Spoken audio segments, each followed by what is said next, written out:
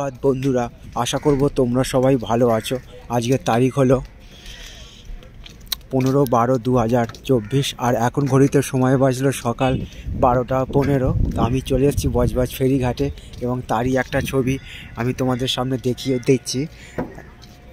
আমার সামনেই আছে একটা তেল বোঝাই জাহাজ দাঁড়িয়ে আছে, আর সামনেই হুগলি নদী।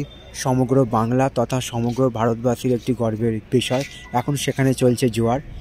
তো তারই একটা ছবি আমি তোমাদের সামনে দেখাবার চেষ্টা করছি। আর সামনেই বজবজ ফেরিঘাট, আর ফেরিঘাটে লঞ্চ বজবজ থেকে যাত্রী নিয়েছে ছাড়বে বাউরিয়া ফেরিঘাটের উদ্দেশ্যে। তারই একটা পূর্ব মুহূর্তের ছবি আমি তোমাদের সামনে দেখাবার চেষ্টা করছি।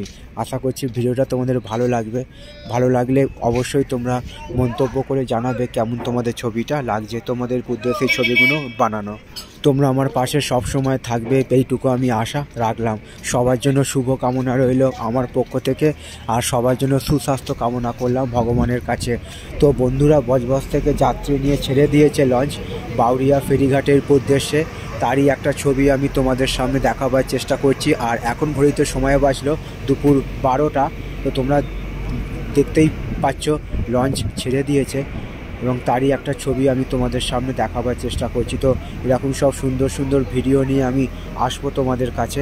তোমরা আমার পাশে সব সময় থাকবে এইটুকু আমি আশা রাখলাম।